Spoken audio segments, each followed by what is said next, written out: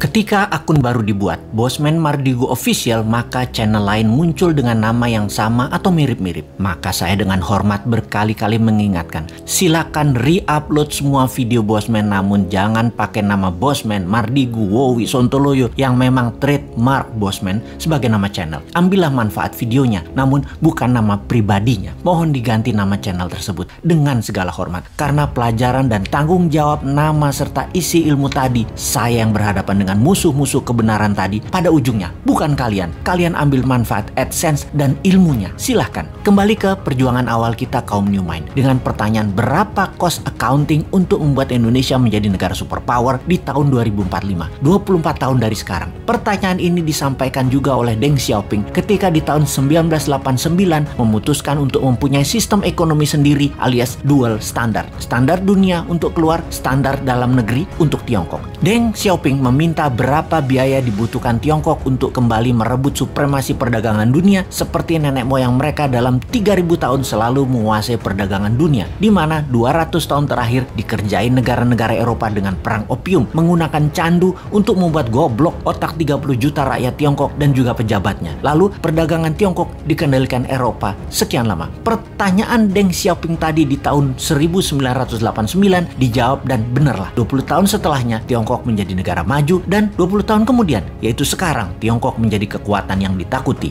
Pertanyaan awal kita, berapa cost accounting untuk membangun Indonesia untuk menjadi negara superpower di tahun 2045 itu? Hal itu sangat penting. Berapa modal yang dibutuhkan? Berapa dana yang dibutuhkan? Dan itu harus diketahui sekarang. Semua itu akan kita ciptakan dananya serta pekerjaannya untuk 100% warga Indonesia. Kita lompat ke tahun 2030 ke depan. Di tahun 2030 atau kurang dari 9 tahun lagi, dari saat ini dunia menjadi lain dengan dunia yang kita kenal 100 tahun terakhir. Pandemi 4 tahun hingga tahun 2025 merubah 60% kehidupan manusia. Teknologi bioengineering, biomedical, menggeser DNA dan RNA manusia membuat manusia menjadi super karena lawannya penyakit juga menjadi super. Penyakit bawaan atau penyakit karena virus bermutasi. Manusia pun bermutasi dengan perubahan genetik tubuh manusia dipicu dengan growth factor biomedical. Di sisi lain, secara politik, kalau Amerika tidak hantam secara militer negeri Tiongkok dalam kurang waktu 3 tahun ke depan, maka di tahun 2030 Tiongkok akan menjadi negara superpower nomor 1. Dan saya garansi Amerika tidak akan serang Tiongkok. Amerika tuh chicken sekarang. Sungguh. Kemudian komunikasi 6G dipimpin Tiongkok. Distribusi kapal niaga dan seluruh gadget serta transaksi perdagangan dikuasai Tiongkok. Kesehatan